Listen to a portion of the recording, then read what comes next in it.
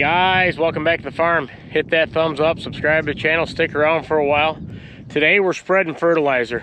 We're going to spread some dry granular fertilizer on this back 40 that we're going to put to corn. And it's very important we get that fertilizer mixture right, because this corn is going to be our main chopping corn for the cow's food. We'll put it in the silo and then it'll carry us through the winter. So what we're putting down is urea and potash.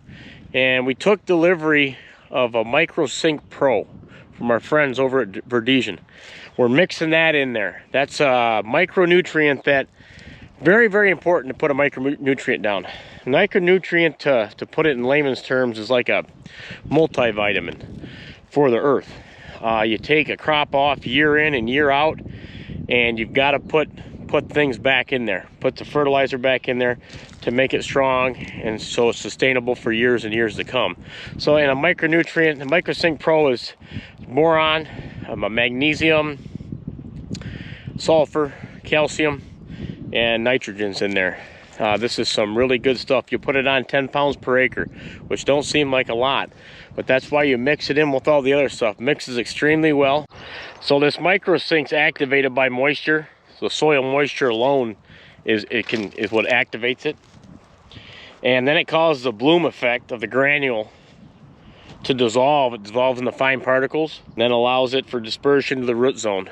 And that's the important part. You want it to be able to get down in the root zone. First time we're ever using granular micronutrient, but before, last year and the year before, we put it in on our liquid, on our 2x2 setup on our planter. And this year we're gonna try the granular.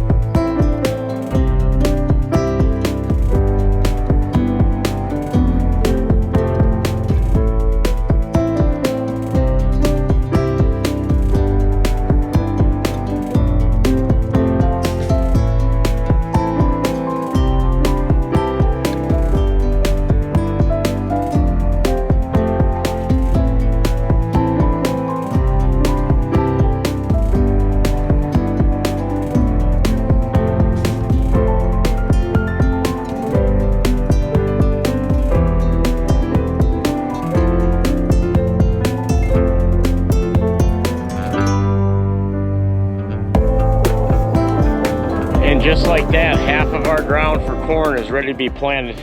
That's a heck of a spreader rig that he used to evenly disperse all that across the field, that granular. The other half of our corn ground, 250 acres roughly, we're going to use a liquid form and put it in a 2x2 for the micronutrients. So that way we can compare the granular MicroSync Pro to the other products, and that way we get a good depiction of just how good this stuff really is. I'll leave a link in the description below to check out MicroSync Pro, and leave a comment. Let me know if you guys use micronutrients. We never used to years back, but as we wanted to grow bigger crops better for the cows, put back to the soil. Big rigs are lined up, ready to hit the ground running. We're only a couple days out and we're going to be going full bore. So that fertilizer, that was the first step. So guys, from this point forward, we lost audio, but I'm going to do my best to tag along with this video and let you know what's going on. Ray moved in, and I was trying to get that manure out of that barnyard. I'm going to drop my bale here in the barnyard. That's that second cutting from last year we supplement them a bale about every day. Just give them a little bit of dry hay to help offset all that moist feed that they get out of them silos.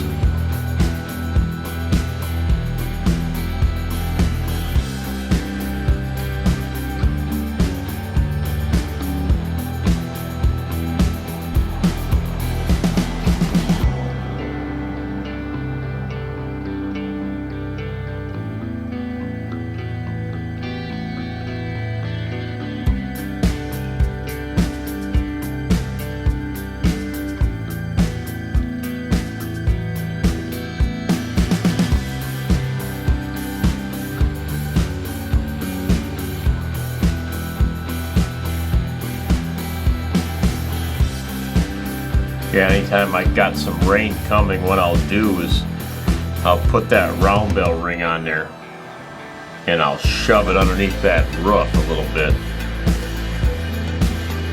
That way they don't have to stand out in the rain, even though they like it a little bit. See how clean they are. They don't really need a wash job. That sand does a pretty good job on them.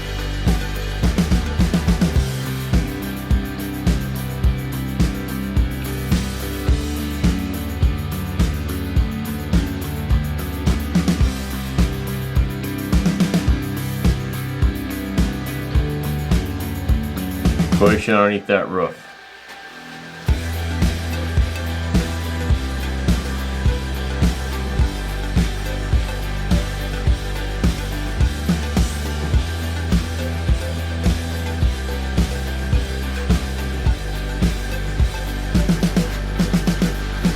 Yeah, and it came through. Look at that. And it was just enough to keep us out of the fields pretty much the rest of the day. It'll help that fertilizer get and settle in on that field a little bit. What I'm showing you here is we're hooking foot baths up, and these are the exit ramps on the back side of the parlor. I got one of our top cows had a calf there at 182, and we got a couple bulls out there doing some breeding, but she's just laying down relaxing. This is like her first steps, this calf here. It was just born. Mom's sitting there relaxing. Yeah, that's a foot bath tub. That's young Nathan. That's my buddy's 4th child that's worked on this farm. He's the youngest. He's 14. That's Annabelle's. Yeah, I'm telling them bulls to get out of there, leave us alone. But I'm breaking him in. I'm hooking them foot baths up. Look at her. She's licking that calf right off. Looks a lot like her. Nathan and Cody and them, they've got some cattle and pigs down at their house, so they're farm kids. So they're very easy to break in. But so he's just opening that foot bath up. That's copper sulfate, and he's gonna dump about a half a bag in that tub. And I'm telling him, let's go, Nathan, keep her going. So we've had Cody, Lee, Annabelle. Now there's Nathan working here, and that's the first. Well, that's a heifer right there that was checking out that baby. He's moving into that. This is the first exit ramp. He'll just dump that in there, and he'll take a hose out of the parlor on the other end of that barn, and he'll just mix it all in and look like blue Kool-Aid when it's done. Because there's, if you don't, what I'm saying right here is they'll get warts and foot rot and all kinds of nasty stuff from stepping in that cow manure. And we're going to turn the water on, and he's going to mix it up in the parlor, and he's moving.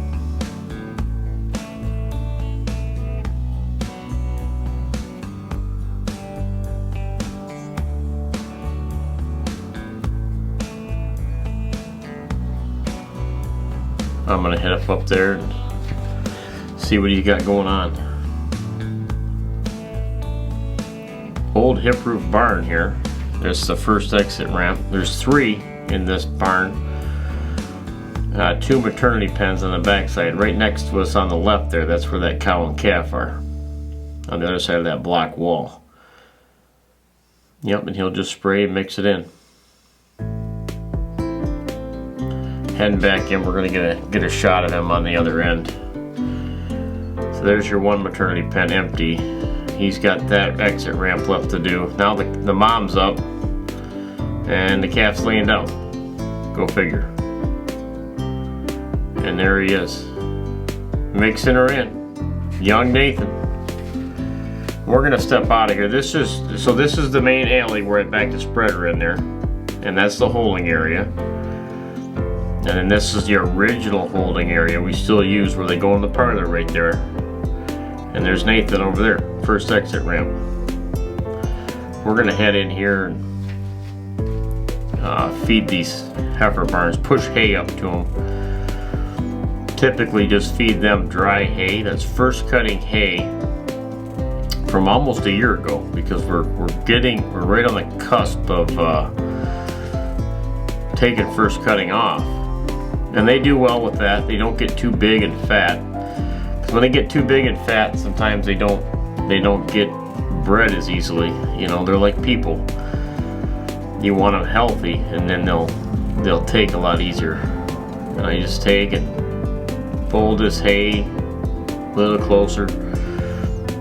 That's why you want to put good dry hay up. You see how easily that hay is just like pulling apart. If it was baled tough or a little wet, it wouldn't pull apart like that at all. It's just hard on everything, you know. So there's 2 pens in this barn here. The next barn we're gonna go on, there's 2 more pens, so there's 4, and then Greg's got his calf barn pen. There's 5 long pens like that full of all heifers, and we clean them about every day. We'll clean one every day. So I mean, there might be a day in a week where we don't, but typically that's the morning routine. You get done milking, feeding, hauling some manure in of the big cows, and then cleaning one of these pens every day. So our manure is accounted for and spread, and we're at ground zero. I always tell people it's like laundry. You don't let your laundry pile up for months, do you? We do it every day. And I'm just showing you here, we built this railing and poured that curb. We're gonna do it to this side this summer. We ran out of time last year. These barns work good for growing heifers. It's just basically a big pole barn, and we've made it into a heifer barn. And Lonnie and I are we're gonna hit the field. There was a couple big rocks we could see and some debris here. Looked like a car went in the ditch of some sort. That's plastic from under a car, because this is one of the first fields we're going to be planting. That's going to be a silage corn. That's a big rock, and Lonnie's got it rocking right there. We're thinking about putting it on the gator, but we don't want to break the gator, so we thought we'd just give it a little try. And it's tough, because 2 people lifting on it, and one guy's got it up, the other guy, and Lonnie's about 6'3", and his knees. So we decided we're gonna just we're gonna get the skid steer on that one and pick up some smaller ones and save our backs and our knees. And our way back up to the farm. This is a shot of that new hay field we put in right on the back 40. Coming up, filling in pretty good. And then I had another heifer calving. I had a bunch up here getting ready to calve, and there she is. Lonnie's trying to move her in. I got the calf in a bucket. I'm gonna take this calf and put it in this pen. There's that other calf still in there. We let the mom out for some food and water. And so we're gonna let this calf out and then try to get the mom in there. That's what we really want. They gotta be with their moms to get licked off and for that nursing. It's extremely important. Funny shot here. Look at the heifer. running the other way, you know, because they just don't know sometimes. That they don't know really what's going on. Look at the bag on that heifer. Wow. That thing is stacked. Then I'm showing you a shot here of this is all time-lapse milking, just to give you an idea of how much we really do move in that parlor. This is Cody and I. And this is a drawback to our parlor, is just a lot of walking, but I tell you what, if you keep moving, you can push almost 200 cows through here in 3.5 hours. And like you said, our philosophy is it's paid for and it works and the cows like it. So we're gonna probably keep it the same. This is down on my end. I'll pull that rope there and they come in right there out of the parlor. What I'm doing here is I'm gonna grab this hay wagon. I've been working on a hay wagon. Dad had this, bought this, needed some TLC. There were some bolts out of it. I found right there the extension, didn't know it, was rusted, wouldn't even move. Someone abused this wagon and it sat outside. I got the deck all polished off and tightened up, got the extension working, and I think we're gonna put this on auction. We've got 4 really good ones, but this one's no slouch. But we're gonna look at the deck on that thing. But we're gonna put this on there, get rid of. We don't need it. We really only square bale a little bit of straw and that's it. Not like we used to. So here I'm gonna take some pictures of it, and I'll put it online on an auction. That's been my job lately. You can't leave stuff sitting around, and get rid of it and turn into some money for the farm.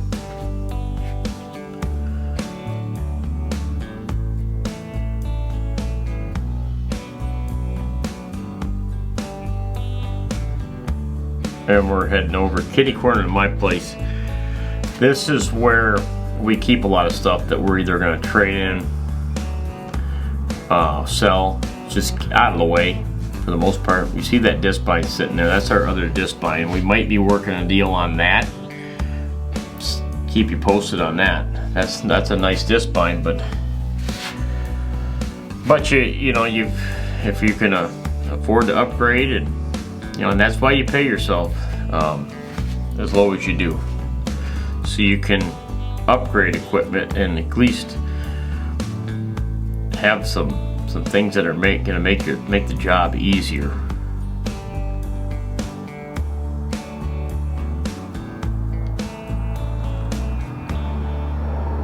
And I just got a call when I was over there that our pop-up fertilizer, that's what we put in furrow, that needed to be unloaded.